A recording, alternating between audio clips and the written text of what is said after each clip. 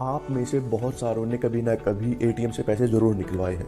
यानी हम में से बहुत सारों के पास डेबिट कार्ड या क्रेडिट कार्ड ज़रूर है। तो अब सवाल आता है, क्या ये डेबिट कार्ड और क्रेडिट कार्ड सारे एक टाइप के होते हैं? तो जी नहीं, ये सारे एक टाइप के नहीं होते। आपने अपने डेबिट कार्ड और क्रेडिट कार्ड पे देखा होगा कि कुछ वीज़ा, मास्टर कार्ड या रुपए नाम की कुछ चीज़ें लिखी होती हैं। तो इस वीडियो में हम समझेंगे आखिर ये वीज़ा, रुपए, मास्टर कार्ड ये है क्या, और इनको बनाने की क्या ज़रूरत पड़ी, अलग अलग डेबिट कार्ड, क्रेडिट कार्ड बनाने की ज़रूरत क्या पड़ी, और इनमें क्या डिफरेंस है, और सबसे इम्पोर्टेंट इनमें से कौन सा कार्ड हमारे लिए सबसे बेनिफिशियल है। तो नमस्कार दोस्तों, मेरा नाम है सतविंदर नरवाल। चलिए अपना मेन टॉपिक शुरू करते हैं।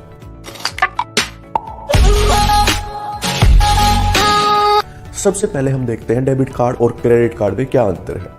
तो सबसे पहले डेबिट कार्ड वो कार्ड है जिससे हम सिर्फ उतने ही पैसे निकलवा सकते हैं जितने हमारे अकाउंट में है। मान लीजिए आपके अकाउंट में 10,000 रुपए हैं, तो डेबिट कार्ड का यूज करके आप एटीएम में जाएंगे, सिर्फ 10,000 से कम पैसे आप निकलवा सकते हैं। 10,000 से 1 रुपया भी आप ज़्यादा नहीं निकलवा सकते। तो अब बात करते हैं क्रेडिट कार्ड। आखिर क्रेडिट कार्ड है क्या?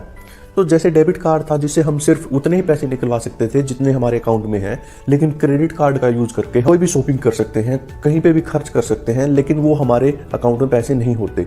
जो हम शॉपिंग करते हैं, जो हम खर्च करते हैं, वो पैसे हमें बैंक को, जिस बैंक का हमारे पास क्रेडिट कार्ड है, उसे 30 दिन या 40 दिन के बाद लौटाना होता है, और उस पर कोई इंटरेस्ट भी नहीं लगता। लेकिन वो बात अलग है, जो पीरियड हमें दिया गया है पेमेंट करने के लिए, अगर हम उस पीरियड में पेमेंट नहीं करते, उसके बाद हमें 30 से लेकर 40% तक उस पर इंटरेस्ट लगता है। सवाल आता है, जब हमारे पास डेबिट कार्ड थे तो क्रेडिट कार्ड की जरूरत क्या पड़ी?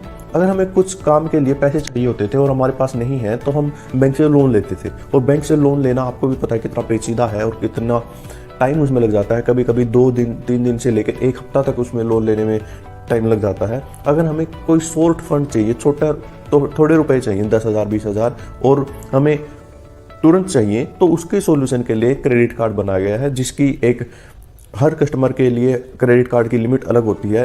क्रेडिट कार्ड की लिमिट मतलब आप इससे ज़्यादा पैसे उस क्रेडिट कार्ड में यूज नहीं कर सकते। मान लीजिए मेरी क्रेडिट कार्ड की लिमिट 30,000 है, तो मैं 30,000 से ज़्यादा क्रेडिट कार्ड के पैसे यूज नहीं कर सकता।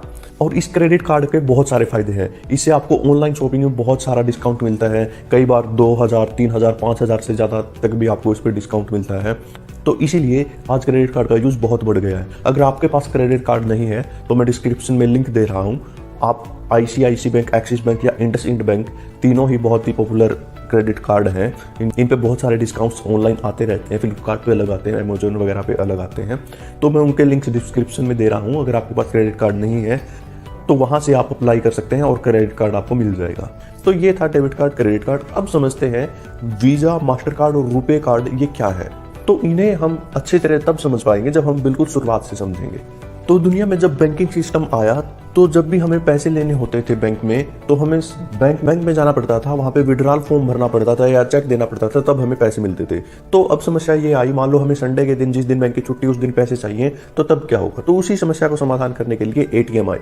तो एटीएम का आविष्कार जॉन सैफर्ड बैरन ने किया था, और उनका जन्म भारत के मेघालय में ही हुआ था 1925 में।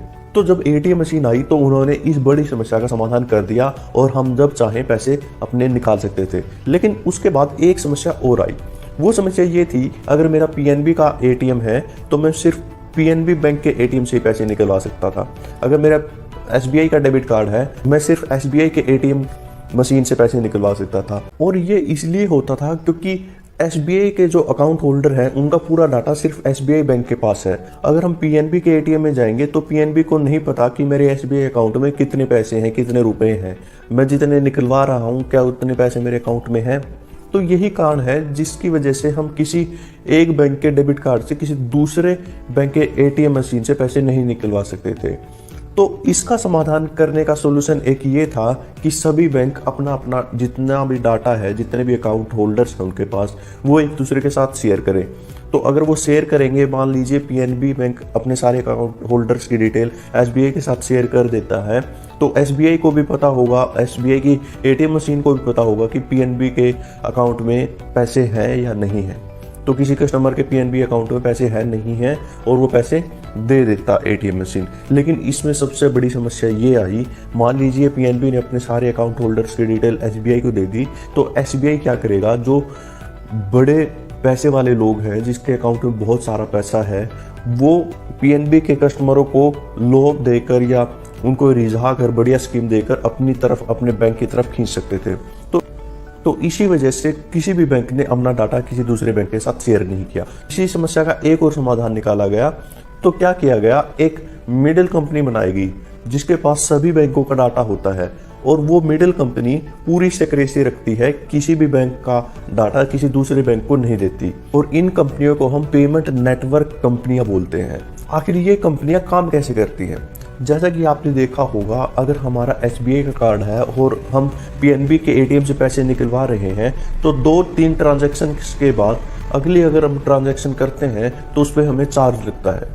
तो बैंक वो चार्ज काटता है और उसका कुछ हिस्सा इन मिडिल कंपनियों को या पेमेंट नेटवर्क कंपनियों को दे देता है। तो इसीलिए ये कंपनियां इस मॉडल पे चलती हैं। तो आप सोच लीजिए पूरे वर्ल्ड में कितने अकाउंट होल्डर्स हैं और उनका कितना पैसा, कितना चार्ज करता होगा जो इन कंपनियों के पास जाता है। तो इसीलिए इन कंपनियों में होड़ लगी हुई है। तो अब देखते हैं कि इनमें डिफरेंस क्या है। सबसे पहले डिफरेंस तो ये है कि जो वीज़ा और मास्टर कार्ड है, ये सारी विदेशी कंपनियां हैं, ये अमेरिका की कंपनियां हैं, और जो रुपए है वो भारत की कंपनी है।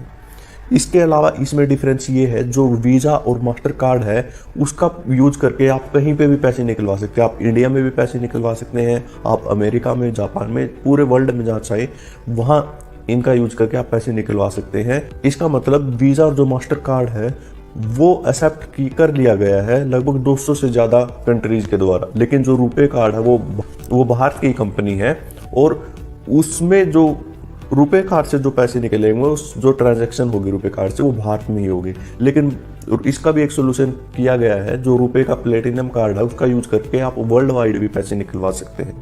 इसके अलावा जो इनमें मेन डिफरेंस है वो है चार्जेस का। तो जो वीज़ा कार्ड है और मास्टर कार्ड है, इनके चार्जेस हाई होते हैं, लेकिन जो रुपए कार्ड है उसके चार्जेस बहुत ही नॉमिनल होते हैं, कम होते हैं। लेकिन रुपए कार्ड के जो चार्जेस कम है, लेकिन रुपए कार्ड की स्पीड वीज़ा और मास्टर से ज़्यादा होती है, ट्रांजैक्शन की स्पीड उनसे ज़्यादा होती है। ऐसा क्यों होता है? क्योंकि रुपए के पास सिर्फ भारत का डाटा है, वर्ल्ड वाइड उसके पास डाटा नहीं है। लेकिन वीज़ा और मास्टर कार्ड के पास बहुत सारा डाटा है और उसे प्रोसेस करने में टाइम लगता है। तो इसीलिए वीज़ा और मास्टर कार्ड प्रोसेस फीस भी ज़्यादा लेते हैं, लेकिन उनकी स्पीड कम है, और रुपए पैसे कम लेता है लेकिन उसकी स्पीड ज़्यादा है, क्योंकि उसके पास डाटा कम है, प्रोसेस जल्दी हो जाता है। अगला जो डिफरेंस है वो है इंश्योरेंस में। जितने भी ये कार्ड है, रुपए card, visa card, master card, ये आपको एक फैसिलिटी देते हैं। इसके अंदर क्या होता है, जो भी अकाउंट होल्डर होता है जिसके पास वो रुपए कार्ड या वीज़ा कार्ड या मास्टर कार्ड है, उसका ये कंपनियां इंश्योरेंस करती हैं। तो जो ये कार्ड्स हैं, रुपए card, master card, visa card, इनके भी अलग अलग टाइप होते हैं, जैसे प्लेटिनम कार्ड या फिर signature card, infinity card, classic card. तो अलग अलग कार्ड्स होते हैं। तो ये जितने भी वीज़ा, रुपए, मास्टर कार्ड कंपनियां हैं, ये अपने अकाउंट होल्डर्स जो इनका कार्ड रखता है उसका ये बीमा करती हैं। तो अलग अलग कार्ड, जो प्लेटिनम कार्ड का बीमा की जो वैल्यू होगी वो अलग होगी, सिग्नेचर की अलग होगी, इन्फिनिटी की अलग होगी, क्लासिक की अलग होगी, वो अलग अलग होती है। वो आप सर्च कर सकते हैं गूगल पे, आपके पास जो कार्ड है उसके बदले में आपको कितना इंश्योरेंस मिल रहा है। तो ये सारी कंपनियां इंश्योरेंस करती हैं। और तो ये था वीज़ा, रुपए और मास्टर कार्ड में डिफरेंस। अगर आपको वीडियो थोड़ी भी इंफॉर्मेटिव लगी हो तो चैनल को लाइक, सब्सक्राइब और शेयर कर दीजिए। धन्यवाद।